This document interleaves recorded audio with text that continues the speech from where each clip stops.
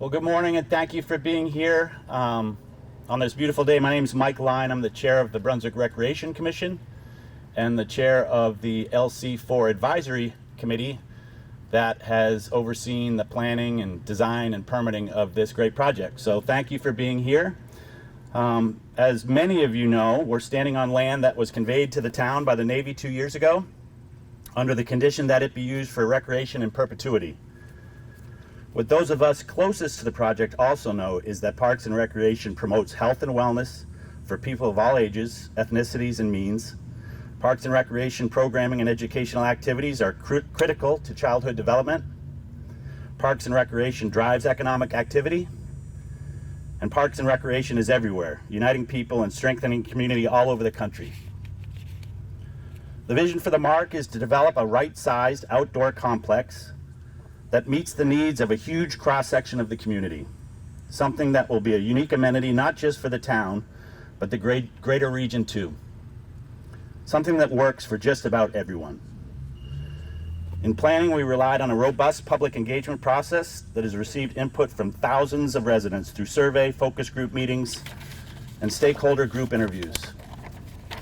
All of which has been digested by an engaged advisory committee and distilled into an outdoor extension of our thriving recreation center right behind us. We feel we have a master plan that is within the means of this community, something that over time, in phases, is achievable in scale and practical in operation. But this doesn't happen without the input of thousands of people.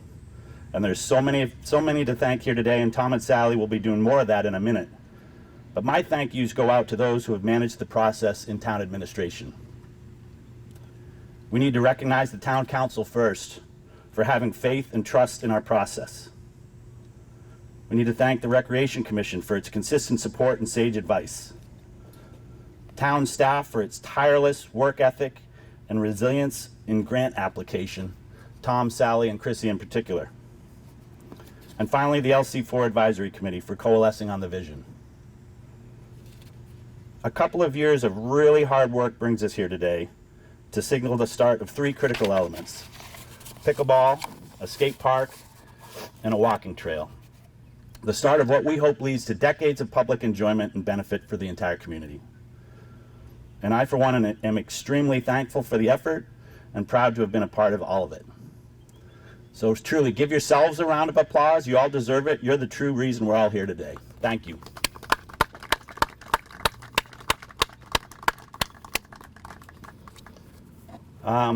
I'm going to hand it off to Tom, who's going to give us a little history, and then Sally will follow up in the agenda, and we have some other speakers. But again, thank you so much for being here, and I'll get a chance to say that at the end as well.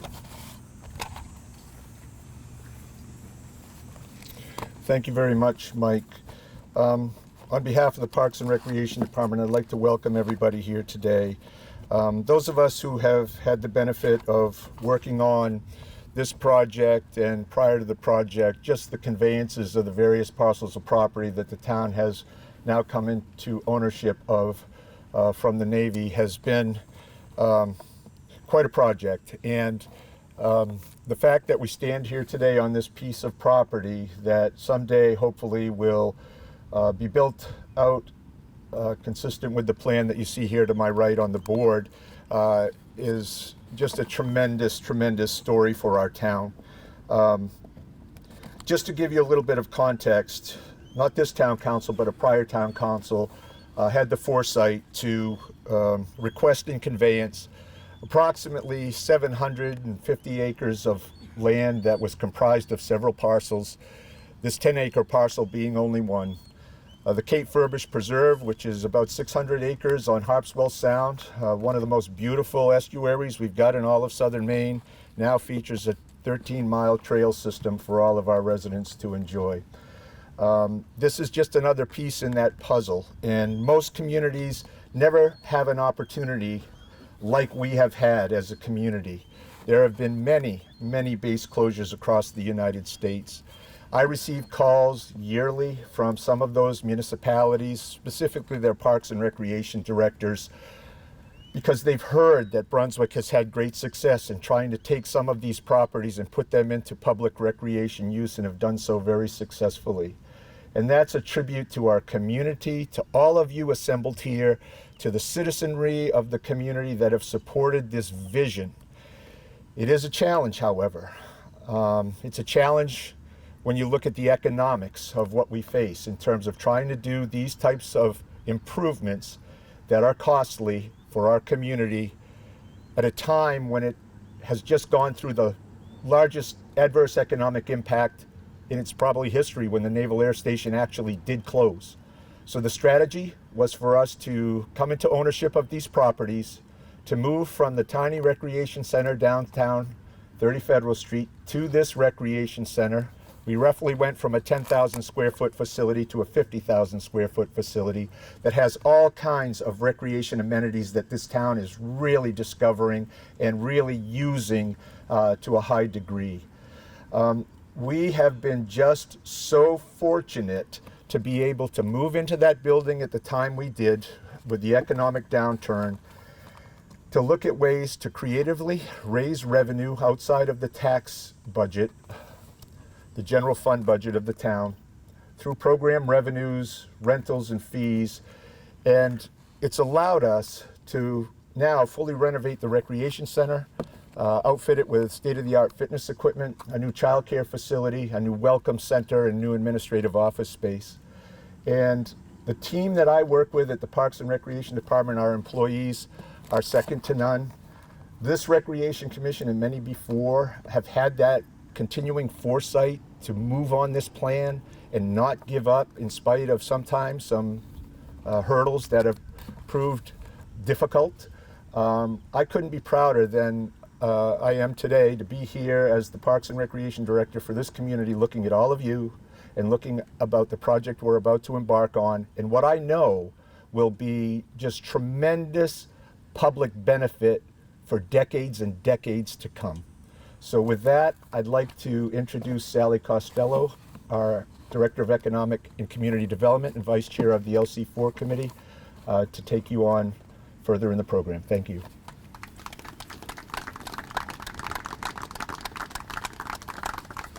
Good morning, everyone. What a beautiful day and what an exciting celebration that we are all here today to celebrate the Phase 1 Tier 1A. As Tom said, this has been something that's been a long time coming. We're really excited to get this first phase going because we believe this is what's going to jumpstart the entire master plan. So as you know, we had a huge community engagement process that so many people spent their time and effort attending and providing feedback. And again, we couldn't have done it without them. I also want to give a shout out to our town councilors. I know that Tom and Mike have mentioned that they're here, but they have had their unwavering support through the entire process. They've even been part of the advisory committee. We've got Councilor Watson here in the front, Councilor Wilson, Councilor Updegraff, Councilor Ankleys, Councilor Hicks, and Councilor Shedd. So we've got quite a great representation from our town council. Thank you so much for attending and your support. So also alluded to by Tom and Mike is that we really tried to right-size this project, and that was really important because we want to make sure that people know that we are not trying to add to the tax burden. We have it's basically funded by grants, so LWCF $625,000 will be an LWCF grant. We have lots of private donations, some from major stakeholders and some from many from our community. And then we have some really outstanding community partners who have stepped up and provided larger amounts that have really helped us get to the place that we are today. You know that back in May we had an ordinance that was passed, an emergency ordinance, because we had to raise some additional funding at the 11th and a half hour. Our council stood by us, our rec commission stood by us, and the community stood by us, because even though not everybody has given a financial contribution, we have had lots of community support and expertise and in-kind donations. That is really what has made this project move forward. So I'd like to start with our primary funder from LWCF. We've got Andy Cutco at the Maine Department of Agriculture, Conservation, and Forestry. He's the director of the Bureau of Parks and Lands. Come forward, please.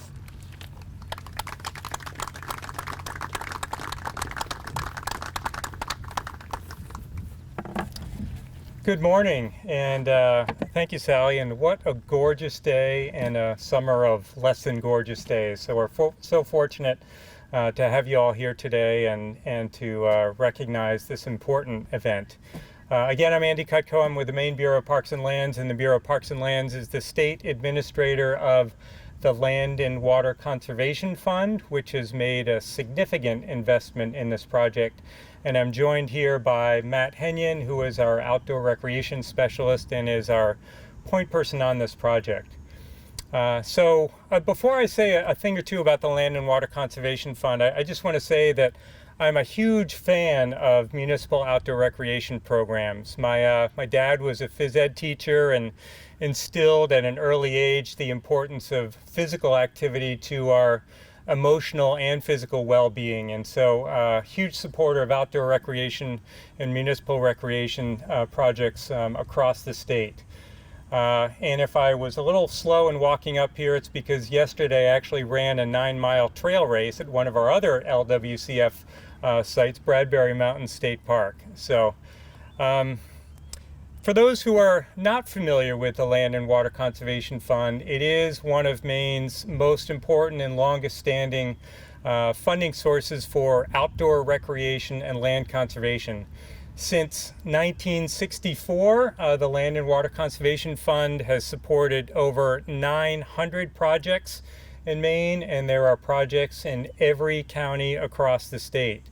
And I know that Senator Collins and Senator King have been very strong supporters of the Land and Water Conservation Fund and its reauthorization through the Great American Outdoors Act a few years ago. So we want to thank the senators' offices for that. Each year we receive about $2.5 million in land and water conservation funds, and those again are allocated all across the state to municipal and state recreation projects. In this case, the Land and Water Conservation Fund is contributing just under $500,000, and I understand that more funding from LWCF may be on the way. When this application was presented for review by the National Park Service, which is the federal agency that oversees it, I understand they referred to it as a slam dunk because it supported so many components of what they're looking for, including ADA accessibility, increasing recreational opportunities close to home, and supporting new and emerging recreational trends. I understand there is a very strong lobby for pickleball in this town, so we're looking forward to seeing more pickleball courts. And I think the strength of the application is just a testament to the efforts of this whole community and the many partners in putting the application forward. So big congratulations to the town and all the partners for the recognition today. Thanks. Thank you. Okay, this is a really exciting person I'd like to introduce because he's been such an integral part of our community. Jim Howard, could you come forward, please? Jim, as you know, does work all around town, and his product is just superior. But what's also really great about this is he's invested in our communities. He knows what the outcome, what the community wants, and he works very hard to achieve that. The MARC is no different. When we asked for some support, he said yes. He always steps up to the plate. He not only said yes to this first Tier 1A, but all phases of development. So he has given a significant contribution, and I would really like to recognize him and let him talk about what the MARC means to him. Well, thank you, Sally. Priority Group is honored to be a supporter and a contributor to the MARC, committing $100,000 to the 3 phases of the project. You know, the MARC is an investment in our community and one that's going to benefit Brunswick residents for a long time. We've seen a lot of development out here at Brunswick Landing over the years, and it's benefited a lot of businesses, employers, it's benefited the town and increased revenue, but this project right here impacts every citizen of the town of Brunswick, and it will for a long time. So this is an important project. You know, the vision for the MARC was born from the energy and support of the local community and many who are here today. It started with the first annual block party where 5,000 people attended to show their support for the MARC. I've lived in this community a long time like the rest of you have, and I don't think we've seen 5,000 people come out to too many events to show their support. So it shows the importance of this to the community. You know, it continued, the support continued with the Pickleball Club and the State Park Association raising funds, and congratulations to them. I think when you raise money for a project that benefits you, I think we call it having skin in the game, and this community has skin in the game. And the pickleball people and the skate park people, well, if you play pickleball and you skateboard, you have a lot of skin in the game. Usually it's your elbows and your knees and the palms of your hands. So I also want to thank the Brunswick Town Council, because without your critical support, especially at this time where we have challenges with revenue, you've stepped up to the plate, and obviously without your support, you know, we couldn't make this project happen, which is going to be just a great asset to the community, and a great asset to all of the businesses that are here, and a great asset to help move forward all the development here at Brunswick Landing. It really takes this property, which the Navy kind of separated itself from the rest of us for 30 or 40 years, and it brings us together now. It's not just a business park that happened here. Now it's an opportunity for people in the town of Brunswick to come out here, walk the trails, play pickleball, skateboard, go to the rec center, and it's really going to be really cohesive for all of us. So for those reasons, we're glad to support the project, and we certainly look forward to opening day when it happens. So thank you. So don't go anywhere, because we're going to do a picture, but we're going to also present you with something. So, okay. Okay, so we've talked about the elements here, the first elements that we're moving forward with. And we had some wonderful workshops with the user groups. We had one with the Maine Pickleball Association and one with the Maine Skate Association. This made our product better. It also added some cost. So what did we do? We said, if we're going to make these changes, we need you to come in with private funds. And they did. They worked hard to leverage their communities and raise those funds. And I want to first talk about the pickleball and have John Corey come up and talk a little bit about that. But they are in our rec center right now. We have lines on our basketball court. We're really excited to get these done and get them done quickly so they can have a more expansive place to play.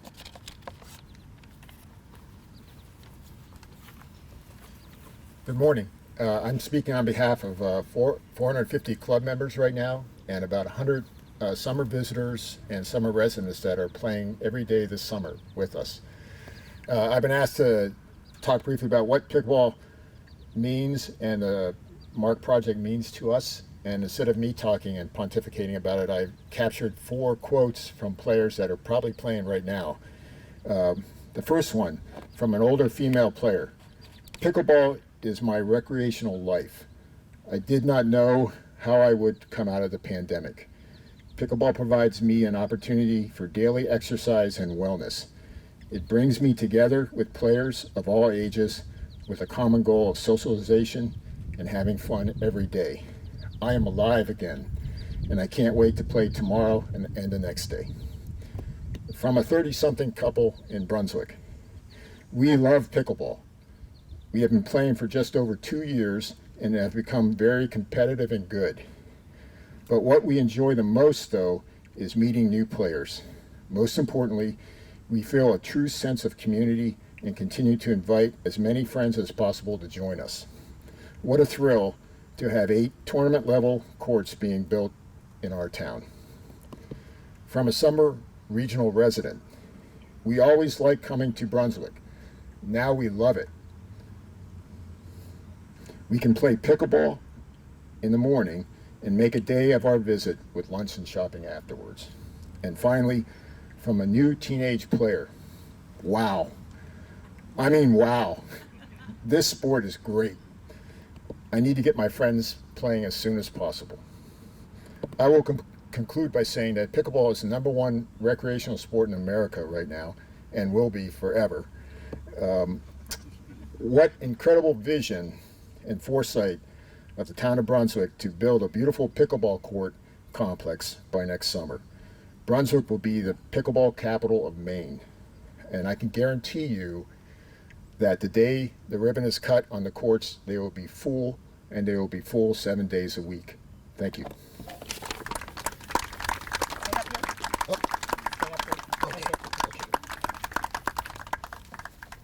The third speaker that we're going to have today is Tobias Parkhurst, president of the Maine Skate Park Association. You can see why we started with the pickleball as one of the main elements, but the other element that's been hugely important to our community is the skate park. The skate park was taken away many years ago, and we promised, or our town council also promised, to bring that element back. It was something that the council really pressed for, and frankly, it wasn't at the top of our uses as it went through the process, and we elevated that, and you can see that we had huge support and huge numbers when we came out for the emergency ordinance, and I would like to thank Toby for really rallying folks around that. I think it's going to bring a lot of people to Brunswick that have never been to Brunswick, because as I understand it, the skateboarders love going to many different ones, and they're all different. So and when we think about economic development, bringing people here is just going to have direct and indirect benefits, and this is one where we're going to be drawing regionally, so it's really exciting. Thank you. I hope everyone will join John and I at Flight Deck later this afternoon, where we debate whether skateboarding or pickleball has more passionate participants. Really happy to be here. I'm sitting here thinking of the process of this skate park getting to this point, and I was reminded of my very first time going to a city council meeting, which was about 35 years ago, when me and my buddies, all about 10 years old, bright-eyed and excited about our newfound passion, went to a city council meeting when they were discussing passing a law against skateboarding. And we're told very quickly, this town will never have a skate park, and who let these kids in here, get them out. And how far we've come to, and what a pleasure it's been for me working with the folks at the Brunswick City Hall. What a phenomenal group of people you guys have, and what a great effort they've done stepping up for this community and the kids, not just in this town but regionally. I think you should know that you're becoming a good example for a lot of things, not just what you do with an air base when it closes down, but also how you take care of your people. And I've had the opportunity, because we're working with skate park efforts all over the state, to use this project as an example of how a public-private partnership should work, and what a high-functioning local government, particularly a park and rec department, looks like. And so you should be commended. And I know we sometimes, when we're talking city politics and city councils and things like that, we look inward and focus on the things that we could do better or the challenges that we have. But I can tell you right now, you guys are part of a winning team, and everybody wants to be on a winning team. And this is a great example, not just of a community taking a big loss with the base closing and really having an opportunity to close in on itself and turning that into a massive win, not just for this town, but also for the region. You should be commended, and you should be really proud of those efforts. One thing I'll leave you with is that it used to be economic development was all about attracting big employers, because particularly baby boomers would get a job and move to the community that was paying their bills. Millennials and those going behind them have a tendency to move where they want to live and then look for a job. So when you're investing in quality of life expansions to your community like this one, this is what economic development looks like right now in this country. And it might not feel like an immediate payback, but I think you're going to be very surprised how quickly, when these facilities open, that not just the adjacent businesses get an instant increase in business, but also the community in general. And I think that whether you've recognized that specifically or are just doing the right thing for the passionate folks that are trying to be physical, it pays the same. And so I'm here to say thank you to you guys, and appreciate you guys allowing the Maine Skateboard Association to be part of the effort. Thanks. Well, thank you so much, Toby and Jim and John. You all have made this process really exciting. You've improved our master plan, and we appreciate your commitment to our community. So now I'm going to talk a little bit more broadly about some of our community partners that not only gave funding, helped us raise funding, but also gave of their time and expertise, because that is worth a lot. And we couldn't have created such a wonderful process without, I'd like to recognize John Hickok and Jason Pollard back there with CHA. They have been just amazing to work with. They've been our consultant through the community engagement process, as well as the community master plan, and now they're working for us as our construction administration team. So we're really, really in good hands, because as you know, Tom said this is a difficult site. And there's a lot of oversight and a lot of moving pieces and a lot of different funding aspects. So thank you, Jason and John, and we look forward to working with you.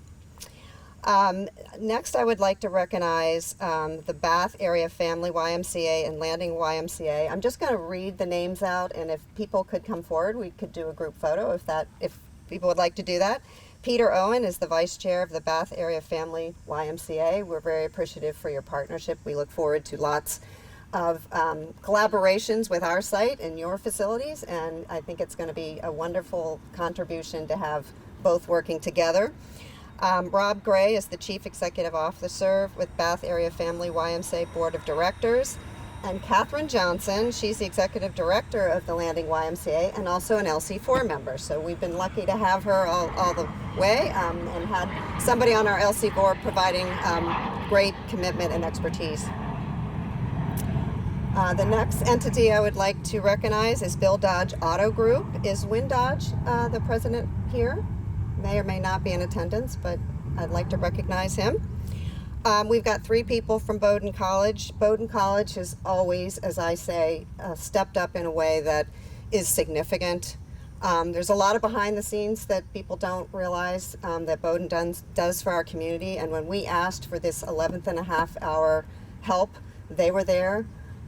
We used a significant contribution that they make to the town to fill the funding gap, which has allowed us to go forward. So I'd like them to come forward, and we'll start with Matt Orlando. He's the Senior Vice President for Finance and Administration and Treasurer. Scott Hood, he's a Senior Vice President for Communications and Public Affairs. And Catherine Ferdinand, she's a Government Relations and Land Use Specialist.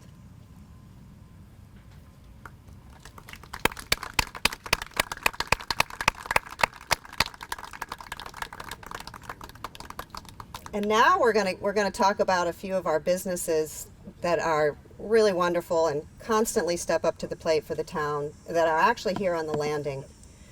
We've got Nate Wilds. He's with Flight Deck Brewing. He's the head brewer and co-founder. He and Marshall Shepard, please come forward. He's the managing partner of Wild Oats Cafe and Bakery. Have been with us all the way. They were early contributors. All of these folks are early contributors. They were in as far back as the community engagement process more than a year ago, and helped us really move forward with what we had to develop for our plans, our planning process and community engagement, because that has a cost to it. And all of these folks stepped up and helped us. They've also, Nate and Marshall, helped us with one of our fundraisers, which we call the Block Party, BLOC, the Block Party. And we're going to have our 2nd annual Block Party on September the 9th. You may see that in your program. So please come out and support us because it's a wonderful event. But what we called it was, it's not a huge moneymaker, but what it really is an awareness event and what we call a fundraiser. And it was really, last year we had over 4,000 people, what our community needed. And we really saw the support for this kind of recreational activity. And we knew that we really were doing the right thing here. It just confirmed what we all know, is that this is something that we all want and need for our community. So thank you very much. The next one I'd like to introduce is Maine Health Midcoast Parkview Health. Melissa Focusata is here representing that organization.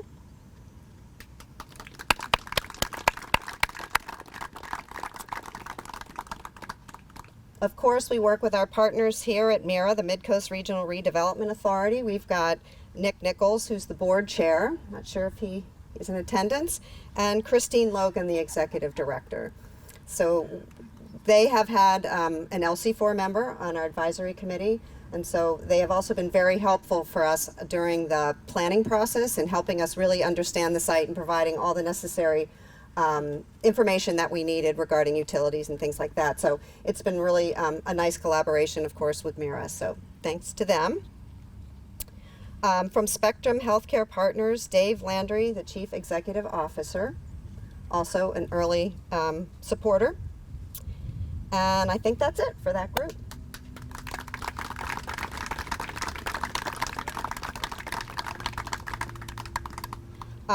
Goodwin Motor Group, Chris Goodwin, is he here? He could come up and join us. Thank you very much. I'm sorry about that. Another early supporter. So I'm just going to go ahead to the next item because I think this person could come up and join them. And that's Larissa Darcy. She's an LC4 member and she's also the president of the Brunswick Development Corporation.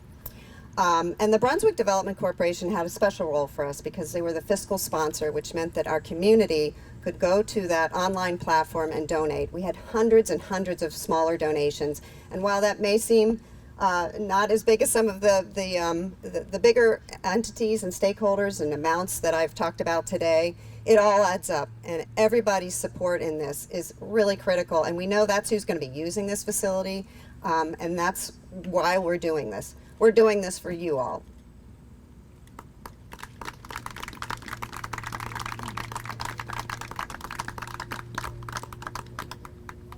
Right. Well, thank you, everybody.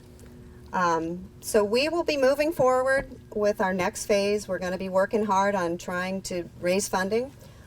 We know we're going to be going after grants. We're always going to be keeping this right-sized, and we're trying to move forward in a way that doesn't have any debt. This first phase has no debt, and so we're looking forward to getting this started and getting back out there and our kind of second fundraising effort. And so please feel free to tell your friends and family and anybody else who wants to support us. We've got a marquee like over there right behind the tents where we've got a QR code that of course you can donate through the BDC, or you can come to our event at the block party. So with that, I thank you all for coming, and I'm going to turn it over to Mike Line for some closing remarks.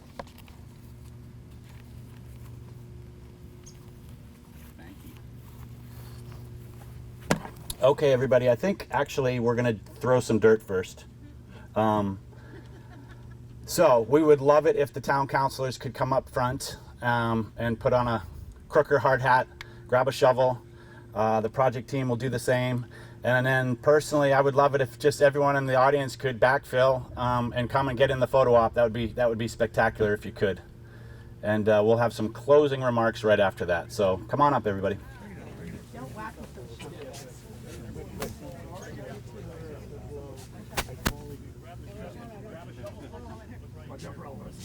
Yeah, exactly. On three. 1, 2, 3.